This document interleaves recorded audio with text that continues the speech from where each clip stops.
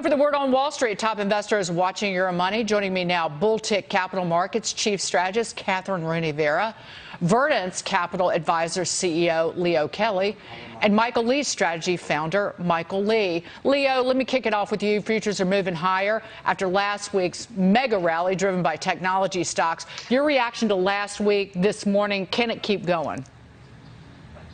It certainly can keep going. We were massively oversold in the market. And so when you have a bear market, which we officially crossed a couple weeks ago, it's pretty common to see a relief rally. And those relief rallies can be quite significant. They can actually last for some time. What I would caution investors is that bear markets very rarely have one move down and then go right back up to make new highs and make a new bull market. So we still see consumer staples showing strength, energy showing strength, some of the areas of caution. I think investors should be cautiously optimistic about this rally. What is your weighting right now in stocks before we move on, Leo? So we are basically just slightly underweight stocks. We do have cash that we built up last year.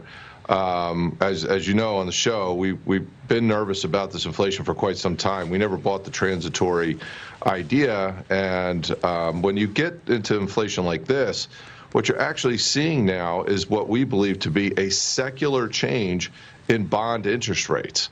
We had a 40-year bull market in bonds, 40 years, right, Dagan, and that is reversing, and that can last for a while. And what that does is it changes the way the market trades. We're going to see more volatility, and areas of the market, like the high-risk areas that were so successful for the last decade to 2 decades, are going to start to struggle a little bit more relative to other areas of the market.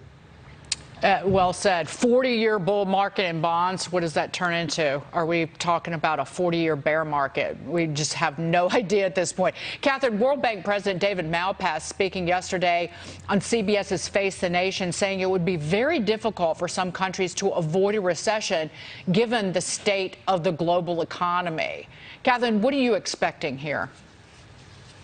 Recessions are completely part of the economic cycle, so every country will enter recession at some point in its cycle. The U.S. is very close to doing so. We are right now in stagflation, which is basically Dagan recession with high inflation. A lot of countries that are principally oil importers are already in recession, and my suspicion is that Europe as well. So yes, recession is very likely in many countries. David Malpass has got it dead on. The only difference, maybe I would say, is that central banks, in my view, do not have a lot of tools at their disposal at this moment, in the fact that interest rates have been kept so remarkably low for so much time. And Dagan, I'm really concerned that when we do go into recession, which I think the U.S. is on the cusp of, that the Fed elects to engage in what has manipulated the markets, and Leo touched on this just previously, that they could go back to buying bonds, and just exacerbating this manipulated market that has kept interest rates so low and have pushed guys and gals out the risk curve in an inordinate fashion. So I think we have to be very concerned with regard to the debasement of the U.S. dollar, even going forward. The Fed, in my view, probably has not learned its lesson, and we need to be loading up on something like precious metals. That's the concern. Was what the market reacting to last week, Catherine? It seemed to be rallying because it didn't expect the Fed to be as aggressive. So are investors so delusional to think that the Federal Reserve, given 40-year high inflation, is really going to come in and bail out speculators again? It wouldn't be wrong to do so. This is a Fed that has made so many errors in the past 10 years, but even more so in the past year, that I think it's a good bet that the Fed would try to juice the markets if things got too bad, Dagan. It's just incredible. Mike, President Biden is pushing for fully investing in clean energy at the G7 summit. You say a move to, quote, all green energy would mean mass famine and the world would resemble the Stone Age. Explain, sir. Well, Well, Dagan, right now, wind and solar makes up about 8% of the U.S.'s energy base. This despite a $2.6 trillion investment over the last decade into wind and solar renewables.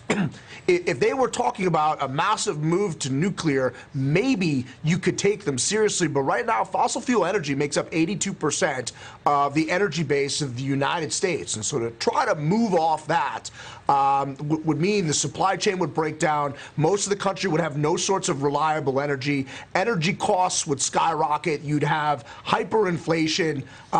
Basically, you'd kill tens of millions, if not billions of people across the world if we move to an all-green energy. And so as a result, the energy curve is in backwardation, meaning it costs more to buy oil today than it does tomorrow based on a supply-demand issue. The price of oil is grossly inflated right now because of the hostility towards fossil fuels from this administration. And based on Biden's comments talking about moving to all renewables, I don't see that changing anytime soon.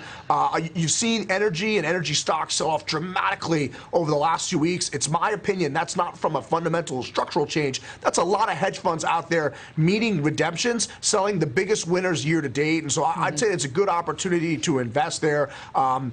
You know, they talk about climate change. If you believe that the 1 degree Celsius increase in temperature we've seen over the last 100 years is a direct result from CO2 emissions from fossil fuels, please explain to me how that's a threat when climate deaths are down 98% over the same period of time, largely due to technology available as a result of fossil fuels. This move to green energy is a farce. It makes the rich richer, the poor poorer, and it is just insane. And so when you hear people like Yellen or Biden saying it, you know they are partisan hacks. And if they don't know how ridiculous these statements are, they shouldn't be taken seriously on anything else either. You left out Jenny Granholm. And before we go, Mike, I'll note that Tesla, Ford, and General Motors have all raised their electric vehicle prices because costs are growing.